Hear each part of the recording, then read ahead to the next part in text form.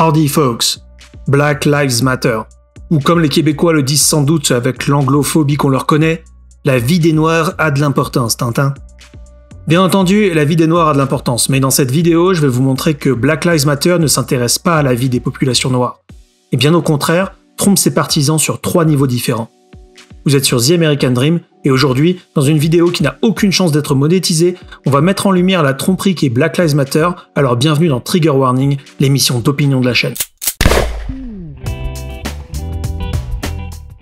En voilà une organisation qui porte très mal son nom. Mais bon, c'est fait exprès. Le mouvement s'appelle Black Lives Matter. Sous-entendu, si tu ne soutiens pas le mouvement, c'est que tu ne soutiens pas les Noirs. Et donc le sous-entendu du sous-entendu, c'est que t'es un gros suprémaciste blanc. Et c'est là la première tromperie de BLM, Black Lives Matter. Telle une dictature africaine, sans jeu de mots, elle nomme son mouvement avec une phrase gentille pour cacher les horreurs sous le tapis. Un peu comme la République démocratique du Congo, ou la République populaire de Corée, pour pas dire Corée du Nord. Et oui, c'est pas parce qu'il y a démocratique ou populaire dans le nom que le peuple profite des mêmes libertés que l'on a en Occident. Eh bien c'est pareil pour Black Lives Matter. Et pour vous le prouver, pas besoin de faire dans l'idéologie, il suffit d'aller sur leur site internet. Sur ce site, blacklivesmatter.com, où l'on retrouve plus de pixels blancs que noirs, on retrouve aussi la catégorie qui s'appelle About BLM, à propos de BLM. Hein, quoi? Escroquerie? Mais attends, ils ont changé leur page. Bon, on va pas se laisser duper et on va utiliser archive.org pour remonter dans le temps et voir à quoi ressemblait cette page l'été dernier. Je vous mets le lien en description vers l'archive. En fait, l'été dernier, Black Lives Matter s'était mis en ordre de bataille pour la présidentielle de 2020 et a supprimé le discours le plus radical de son site afin de cacher son vrai visage. Mais bon, il y a des archives, alors regardons donc ce document intitulé What We Believe, ce en quoi nous croyons.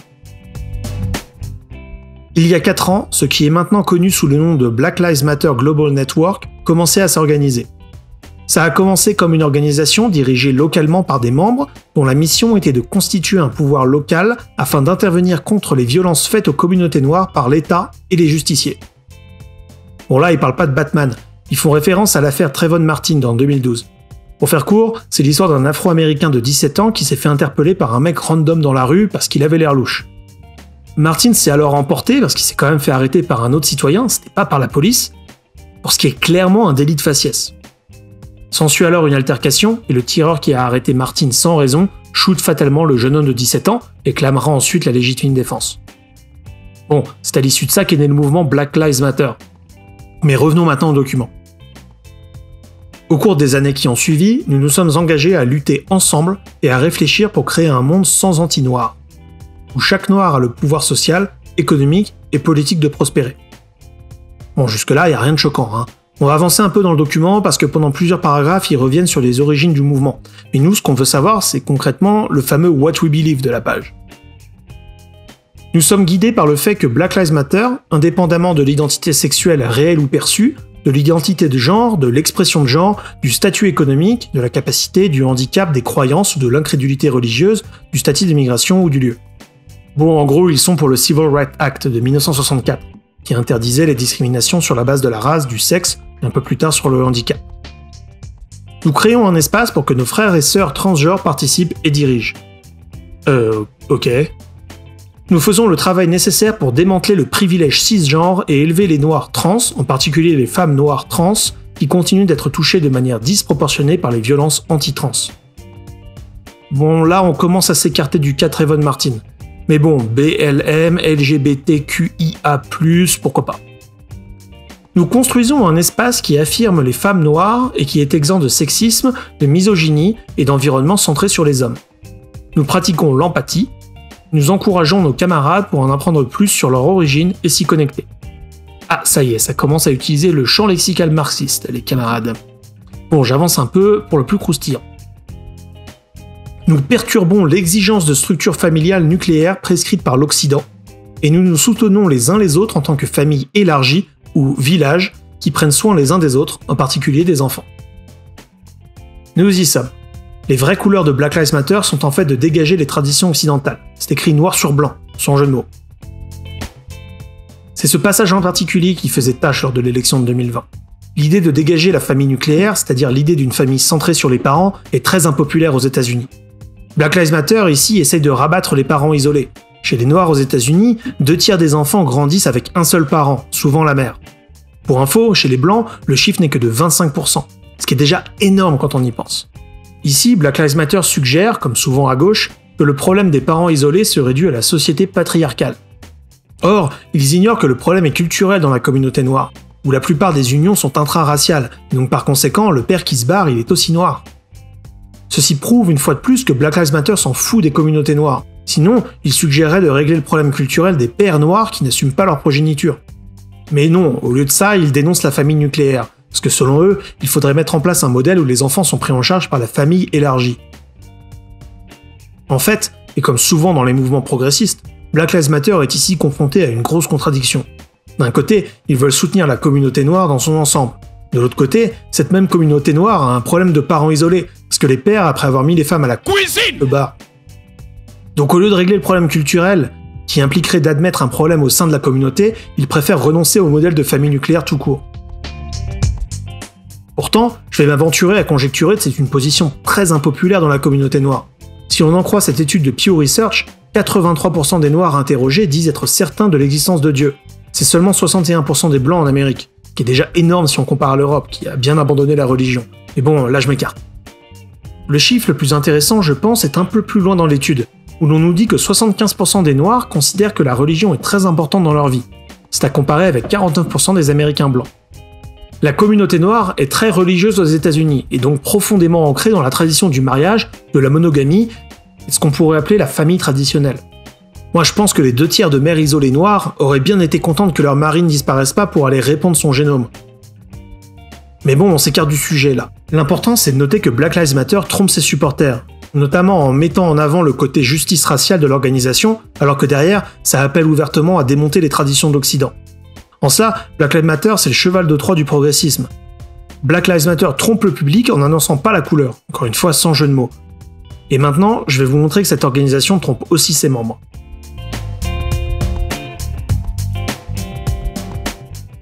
Penchons-nous sur le cas Patrisse Cullors. Non, je vous jure que c'est pas une fauteuse, ça s'écrit bien comme ça son nom. Elle, si l'histoire n'avait pas été révélée après, je l'aurais inclus en 4e position dans ma vidéo sur ceux qui sont devenus millionnaires grâce au racisme. Je vous mets le lien en description si vous l'avez raté. Patrisse a grandi dans un quartier pauvre de Los Angeles. À 16 ans, elle révèle à ses parents son homosexualité et se fait dégager de la maison. Quand je vous dis que la majorité des Noirs ne sont pas prêts à accepter le progressisme poussé par Black Lives Matter, en voici un bon exemple. Donc Patrisse est mariée à Janaya Khan, et honnêtement, on dirait une femme, mais Khan, qui n'a rien de Gengis, n'a jamais confirmé son attribution de genre à la naissance. Il se considère évidemment comme non-binaire. Bon, en commentaire ce que vous pensez de tout ça, moi je vais l'appeler madame. Après un bref passage chez les témoins de Jéhovah, Patrisse Cullors s'identifie maintenant suivant la religion Ifa, une obscure religion païenne polythéiste venue d'Afrique. Encore une fois, j'espère que c'est clair, les activistes Black Lives Matter ne représentent pas du tout la majorité des Noirs américains, qui sont eux chrétiens et même plutôt bien tradis. Après avoir été prof de justice sociale à l'université, Patrisse cofonde le mouvement Black Lives Matter en 2013. 7 ans plus tard, le New York Post révèle que Patrisse Cullors possède plus de 3,2 millions de dollars en biens immobiliers. Celle qui se décrit volontiers comme marxiste avait même les yeux rivés sur une propriété aux Bahamas où de grands noms comme Justin Timberlake et Tiger Woods y ont des maisons de vacances. À 37 ans, notre prof de justice sociale s'offre une propriété de 1,4 million de dollars à côté de Malibu. C'est ce récent achat à Malibu qui a sonné l'alerte. À Malibu. Cette propriété se situe plus précisément à Topanga Canyon, et ce code postal comporte plus de 80% de blancs et seulement 1,9% de noirs. J'ai fait mes recherches. En déménageant dans cette nouvelle propriété, Patrisse et son mari / sa femme ont augmenté la population noire du quartier de 0,5%.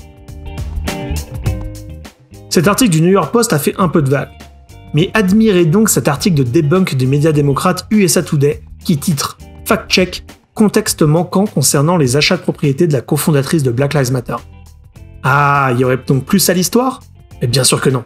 Après ce titre accrocheur, USA Today sait très bien que ses lecteurs au QI à un chiffre n'iront pas lire la suite. Parce que dans la suite, on trouve bien une confirmation que tout ce que dit le New York Post est vrai. Le New York Post rapporte que Cullors a acheté 4 propriétés à Los Angeles. Et un peu plus loin, on trouve des documents publics récupérés par USA Today montrent bien que Cullors est relié à au moins 3 de ses propriétés. La plus récente, celle à 1,4 million, n'est en effet pas encore enregistrée son nom. En conclusion de leur torchon, USA Today nous dit « L'affirmation selon laquelle la cofondatrice de Black Lives Matter a acheté 4 maisons de luxe manque de contexte. car sans informations supplémentaires, cela pourrait être trompeur. Alors que certains utilisateurs de médias sociaux ont suggéré que les achats étaient la preuve que Cullors avait été enrichi par le mouvement, notre recherche n'a révélé aucune preuve que les fonds de Black Lives Matter aient été utilisés pour acheter une propriété. Cullors a occupé plusieurs autres postes en plus de son travail en tant que directrice exécutive bénévole de l'organisation, notamment la rédaction d'un mémoire et le développement de contenu pour Warner Bros. Mais attendez, c'est pas ce qu'on lui reproche. Moi je suis pas en train de dire qu'elle a détourné l'argent de Black Lives Matter. Non, moi je lui reproche de prêcher d'un côté la destruction de la civilisation occidentale tout en achetant une maison dans un des quartiers les plus prisés de Los Angeles, rempli de 80% de blancs en train d'attendre la mort au bord de leur piscine.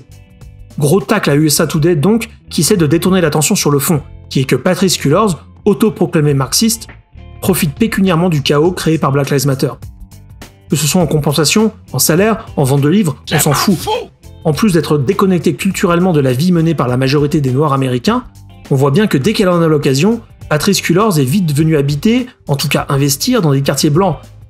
Et pas les quartiers qui définancent la police et qui reçoivent les émeutes Black Lives Matter.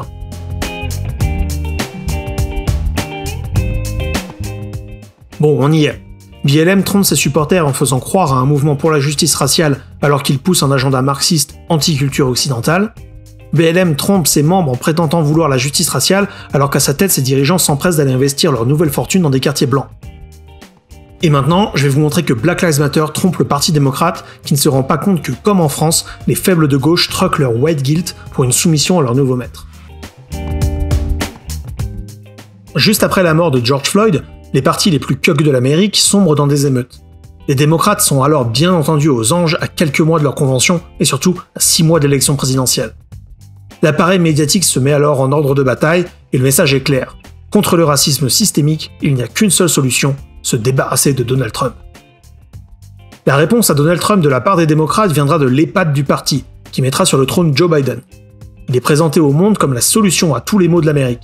Bon, pour comprendre à quel point il est la solution, il faut oublier qu'il était en politique depuis presque 50 ans et n'est connu du public que pour avoir été le vice-président invisible d'Obama et pour une réforme du système criminel à succès, mais qu'il devra renier parce qu'en Amérique, comme souvent en Occident, le succès du système judiciaire est proportionnel au nombre de Noirs en prison. Nul doute que les émeutes de 2020 ont aidé les démocrates, et ces derniers en étaient bien conscients, puisqu'ils payaient même les cautions de sortie de prison des casseurs. Les maires démocrates comme à Portland et Seattle laissaient faire et BLM était utilisé comme l'idiot utile qui allait contribuer à la réintronisation des démocrates à la Maison-Blanche. Fast forward en 2021, Joe Biden accède à la présidence, et miraculeusement les émeutes cessent, semblant confirmer que le pouvoir politique démocrate contrôle Black Lives Matter. Mais ça, c'était seulement pendant quelques semaines. BLM était utile au Parti démocrate lors de l'élection de 2020, mais maintenant que les démocrates sont au pouvoir, il va falloir payer l'addition. Déjà quelques jours après l'élection du 3 novembre, les activistes BLM s'incrustent dans une fête pro-Biden. Ils prennent le micro avec un message. Vous tous, les putains de journalistes, vous tous les gauchos blancs, vous avez célébré, vous avez bien bu pour fêter la victoire de Biden, mais vous n'êtes qu'une bande d'idiots. D'une façon générale, le mouvement Black Lives Matter, qui est né pendant la présidence d'Obama, n'a jamais cessé de demander plus. Mon constat est simple. L'élection de Biden, le dinosaure blanc, ne suffira pas à apaiser la minorité marxiste bruyante Black Lives Matter. Depuis l'inauguration de Biden, les manifestations de BLM sont moins médiatisées certes, mais toujours présentes. Regardez ce qui se passe pendant le procès de Derek Chauvin. Regardez ce qui se passe après la mort de Daunte Wright. Toutes les images que vous voyez datent d'après l'élection de Biden. Preuve que le Parti démocrate ne tient plus en laisse cette armée de dégénérés qu'il a aidé à accéder au pouvoir. Comme souvent en cas de conflit, il ne peut y avoir que deux solutions. Soit les démocrates arrivent à mater BLM, et dans ce cas s'attireront les foudres de la minorité d'hommes soja névrosés du parti, soit les démocrates embrassent complètement Black Lives Matter et commencent à implémenter le programme présent sur le site de BLM jusque peu avant les élections. Si vous me demandez mon avis, je pense que c'est malheureusement le deuxième scénario qui va triompher. Et si vous voulez comprendre pourquoi, je vous encourage à aller revoir le dernier trigger warning sur Joe Biden, ce fiefé menteur. En somme, Black Lives Matter est dans la tromperie. L'organisation ment à ses supporters en se présentant comme défenseur des droits civiques alors que l'association pousse un agenda radical et marxiste. L'organisation ment à ses membres en se présentant comme défenseur de la cause des Noirs alors que ses dirigeants investissent dans l'immobilier à Malibu. L'organisation ment aux démocrates qui s'apprêtent à goûter au revers de la médaille BLM qui ne sera jamais assez content d'avoir contribué à la mettre Biden au pouvoir. J'espère que cette vidéo vous a plu. Mettez un like pour m'aider avec l'algorithme YouTube et surtout merci à tous ceux qui soutiennent financièrement la chaîne. Ces vidéos trigger warning sont bien entendu démonétisées et même si je prends beaucoup de plaisir à les faire, j'avoue que c'est quand même un peu décourageant. Alors inscrivez-vous si c'est pas déjà fait. Vous êtes sur The American Dream, God bless America.